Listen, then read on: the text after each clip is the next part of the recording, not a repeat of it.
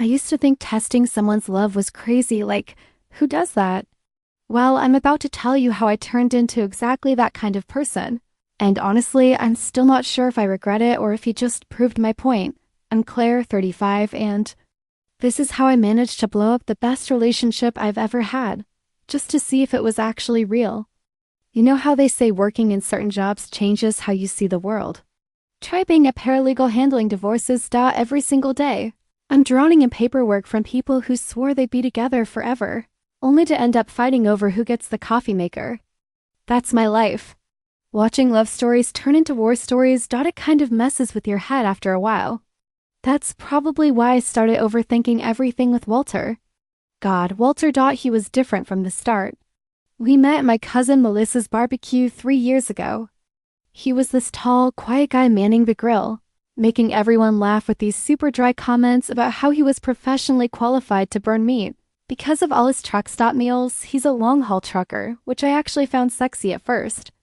Something about a man who could handle being alone with his thoughts for days at a time, you know? Our first date was him teaching me how to play pool at this dive bar, and I remember thinking how gentle his hands were for someone who drives this massive truck.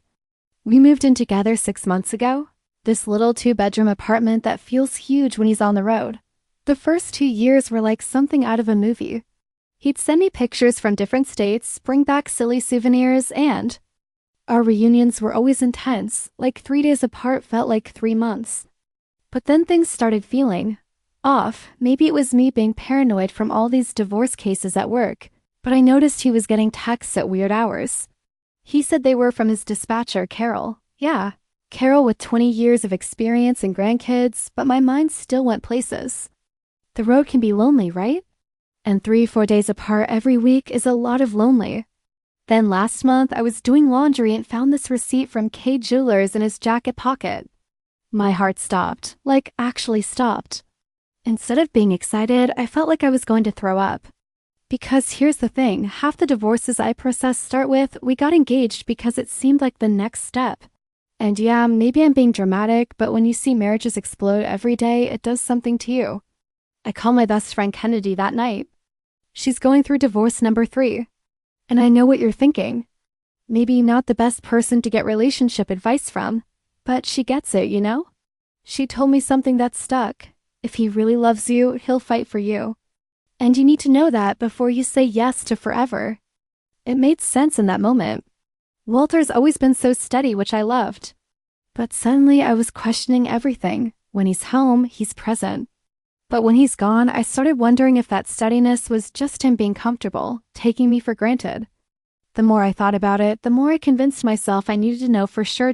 So there I was, scrolling through his Facebook while he was somewhere in Ohio, looking at comments from random women on his posts, mostly other truckers' wives being friendly.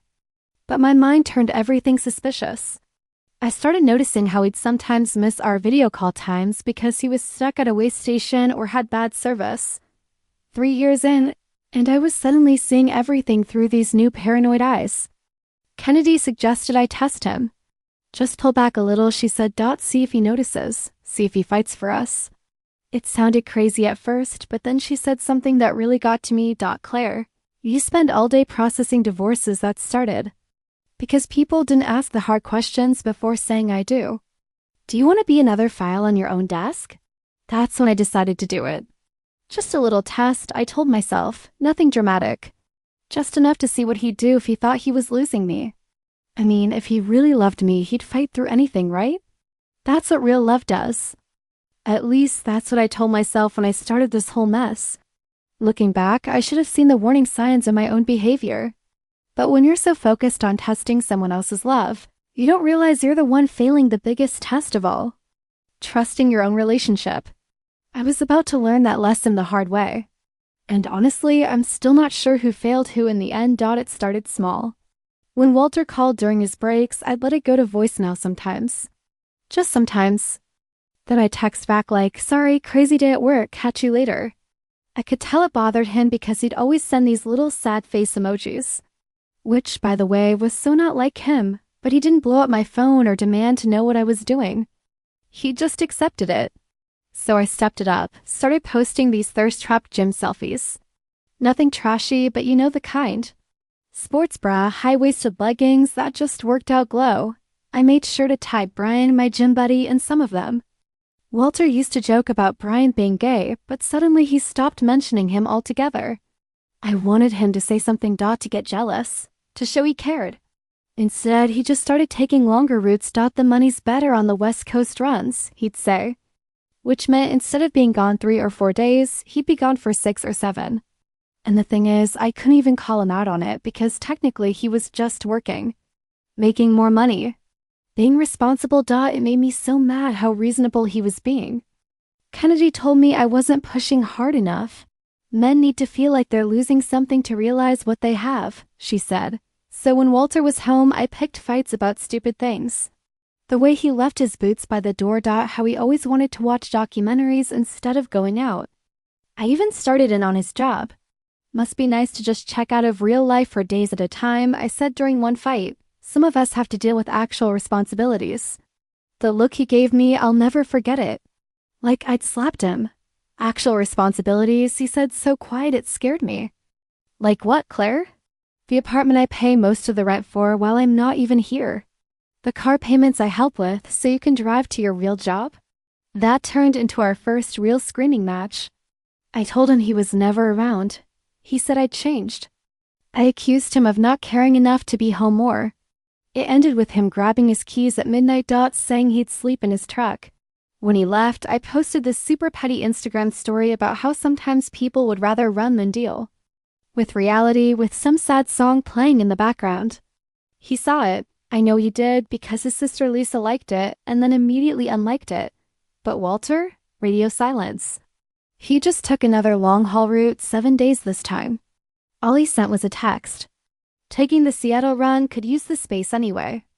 That's when I really lost it. While he was gone, I went through all his drawers, his emails, his old phones, looking for something, anything to justify how I was acting. Instead, all I found were old birthday cards I'd given him, this stupid air freshener I bought him as a joke that he kept, and about 1 million pictures of us on his iPad from when things were good. But you know what's messed up? Instead of that making me feel better, it made me more determined to get a reaction, because if he loved me this much, if he kept all these little things, why wasn't he fighting harder to keep me? Why was he just letting me push him away? So I did something I'm not proud of. When I knew he was at a truck stop for his mandatory rest period, I posted this super shady relationship status update. Sometimes what looks like forever is just a pit stop, then I blocked him on everything. Facebook, Instagram, even his number. Kennedy said it was genius. He'll be blowing up your work phone by morning, she promised. Turns out we were both wrong about how Walter would react. So wrong. You want to know what he did? Nothing, absolutely nothing. For 3 whole days, I was checking my work phone like a crazy person. I even called a few truck stops along his usual route, pretending to be his dispatcher with an urgent message. But Walter had just gone dark. The only way I even knew he was alive was his tracking app still showing his location, moving steadily across the country. That's when I really went off the deep end. I started messaging every female friend on his Facebook. Hey, just checking in on a man he's been so busy lately, like some psycho girlfriend. Most of them left me on read. A few actually replied with stuff like, maybe ask Walter? But one, this truck stop waitress in Nebraska, she sent back, oh honey, is everything okay? Walter seemed really down last time he came through. Seemed really down? What did she mean by that? How often did he come through? Why was he talking to some random waitress about his feelings? I spent 3 hours stalking her profile until I convinced myself they were having an affair, even though her profile picture was her and her. Wife at their wedding. One night, after too many wines with Kennedy, I lost it. Walter was supposed to be home the next day, and I couldn't handle the silence anymore. I took all his favorite flannels, the ones he actually wore, not the ones sitting in his truck, and threw them off our 3rd-floor balcony. Some teenager recorded.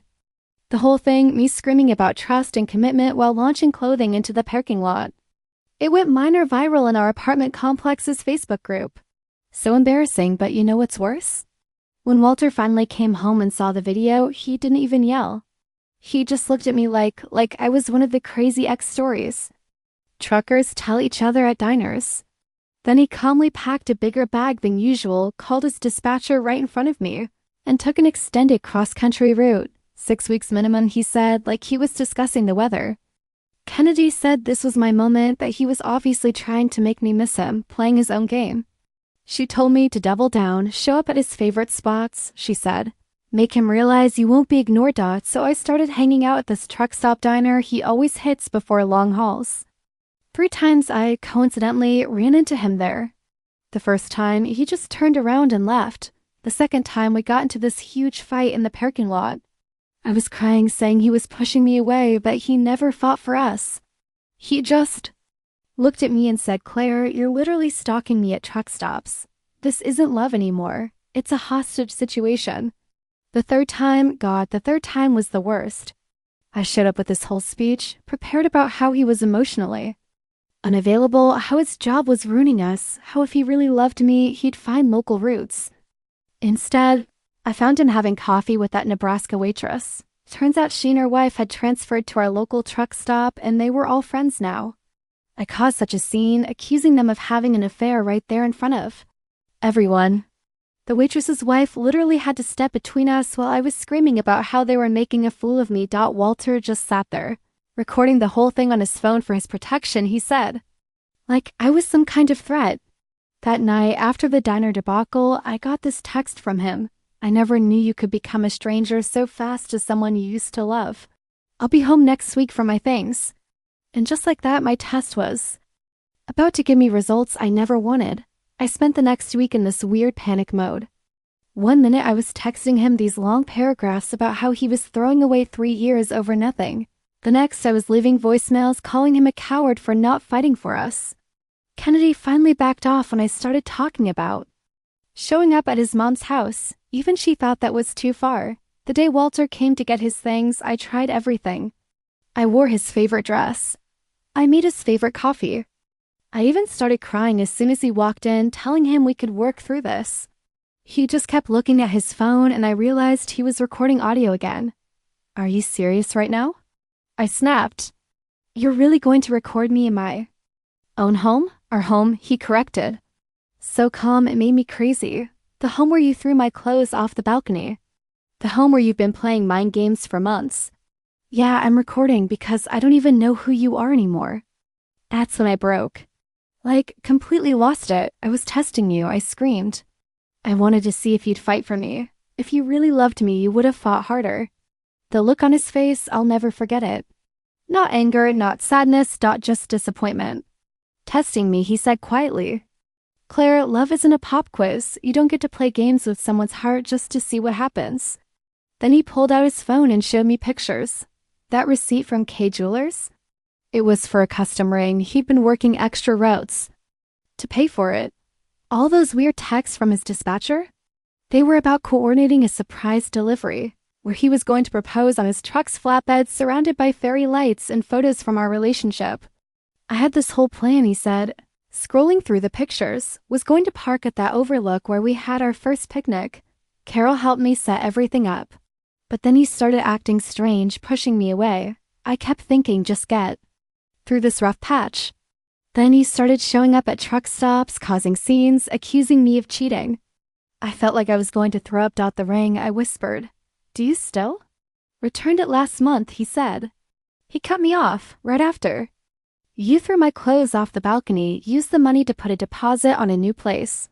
Seems kind of poetic now. I tried to explain about the divorce cases at work, about my fears, about Kennedy's advice. But the more I talked, the more I realized how insane it all sounded. I had literally destroyed my relationship just to test its strength. You know what?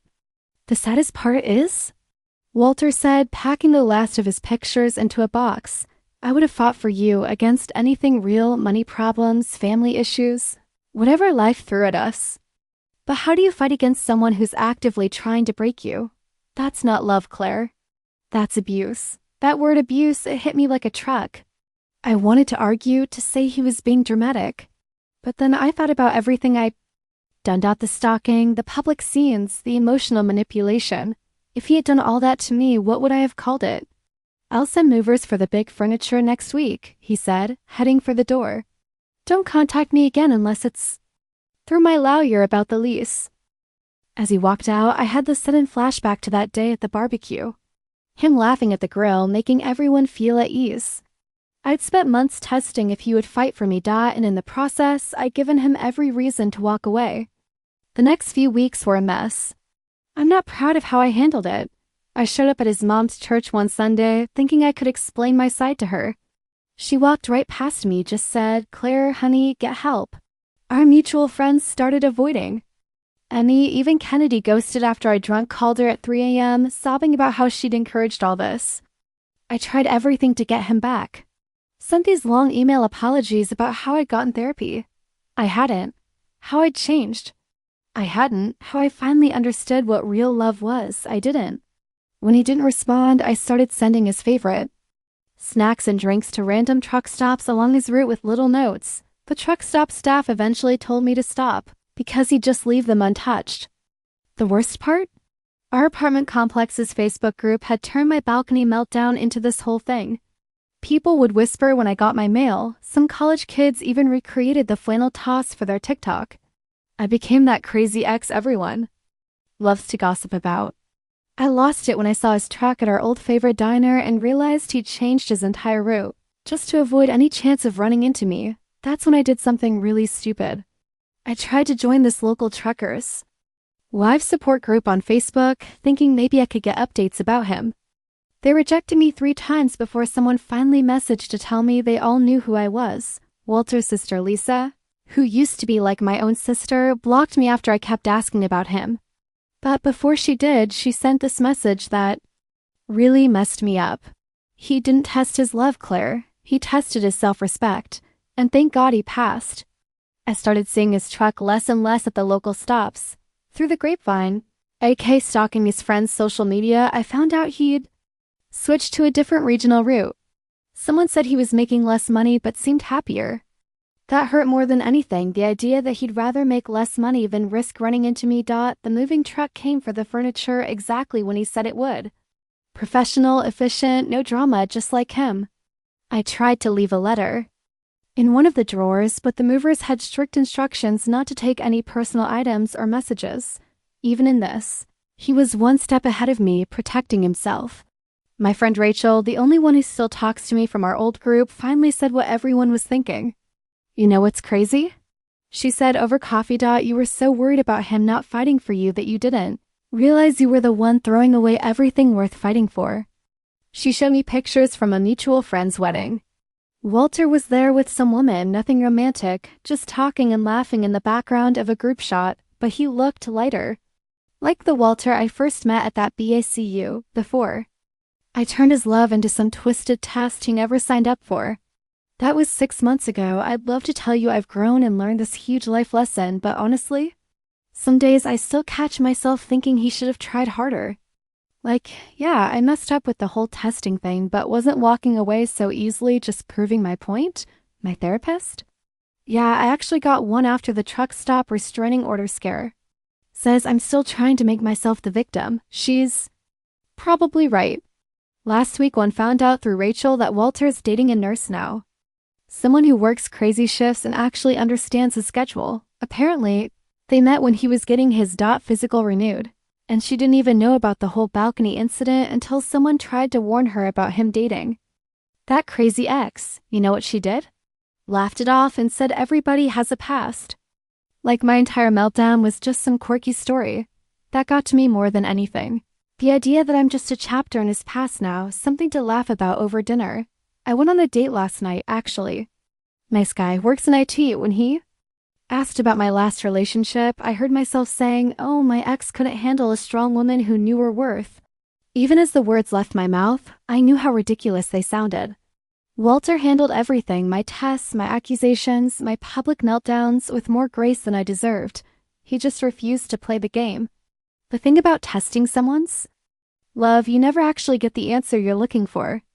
Either they fail and prove your fears right, or they walk away and prove them right a different way. At least, that's how my mind still tries to spin it. Deep down though, in those moments when I'm being really honest with myself, I know the truth. I didn't lose Walter because he wouldn't fight for me. I lost him because I turned our relationship into a battlefield, and then got mad when he wouldn't play war games with me. He was building us a future while I was setting up landmines to test his commitment. That K Jeweler's receipt still sits in my drawer. I kept it, even though I know I should throw it away. Sometimes on bad nights, I take it out and think about that truck stop proposal that never happened. All those extra routes he drove to afford it while I was sitting at home convincing myself he was pulling away. Rachel says I should write him a real apology. Not for me not to get him back, but just to acknowledge the hurt I caused. Maybe someday I will, but right now, watching him build a new life through the glimpses I get on social media. Okay, fine, through my fake account, I know he's better off without my kind of love. The kind that demands proof but offers none in return. So here I am, sitting in my apartment, surrounded by dating app notifications and self-help books about relationships. The irony isn't lost on me.